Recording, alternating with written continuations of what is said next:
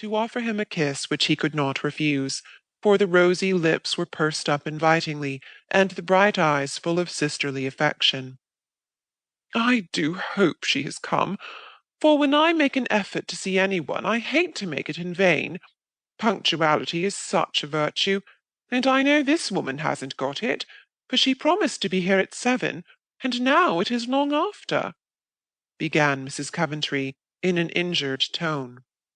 Before she could get breath for another complaint, the clock struck 7 and the doorbell rang. "There she is!"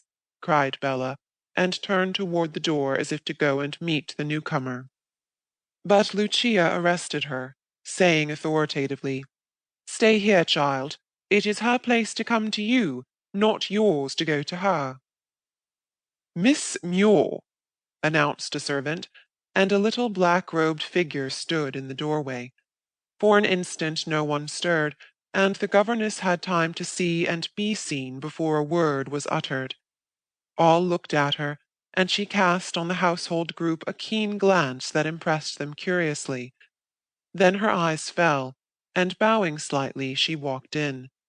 Edward came forward and received her with the frank cordiality which nothing could daunt or chill.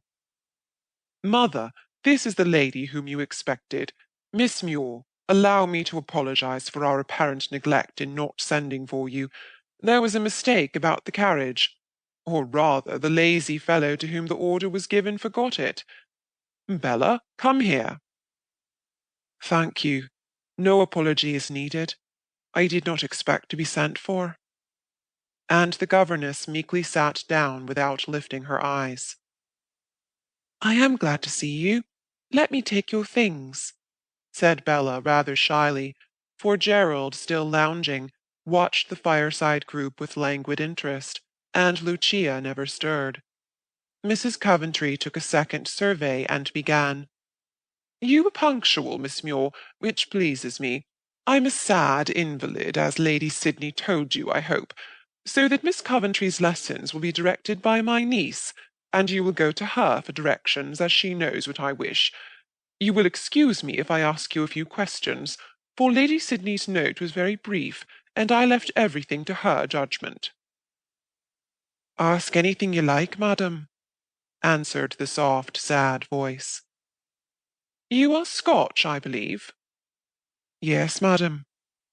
"Are your parents living?" "I have not a relation in the world." "Dear me, how sad.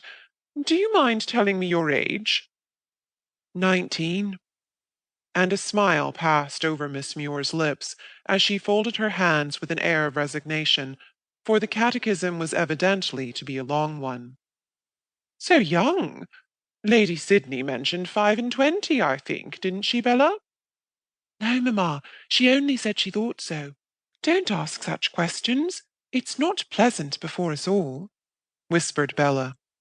A quick, grateful glance shone on her from the suddenly lifted eyes of Miss Muir as she said quietly, "I wish I was 30, but as I'm not, I do my best to look and seem old."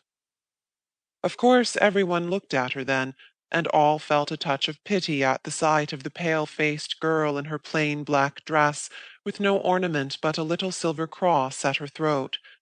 Small, thin, and colourless as she was, with yellow hair and grey eyes and sharply cut, irregular, but very expressive features. Poverty seemed to have set its bond stamp upon her, and life to have had for her more frost than sunshine. But something in the lines of the mouth betrayed strength, and the clear, low voice had a curious mixture of command and entreaty in its varying tones. Not an attractive woman, yet not an ordinary one, and as she sat there with her delicate hands lying in her lap, her head bent, and a bitter look on her thin face, she was more interesting than many a blithe and blooming girl. Bella's heart warmed to her at once, and she drew her seat nearer, while Edward went back to his dogs that his presence might not embarrass her. "You have been ill, I think," continued Mrs. Coventry, who considered this fact the most interesting of all that she had heard concerning the governess. "Yes, madam. I left the hospital only a week ago."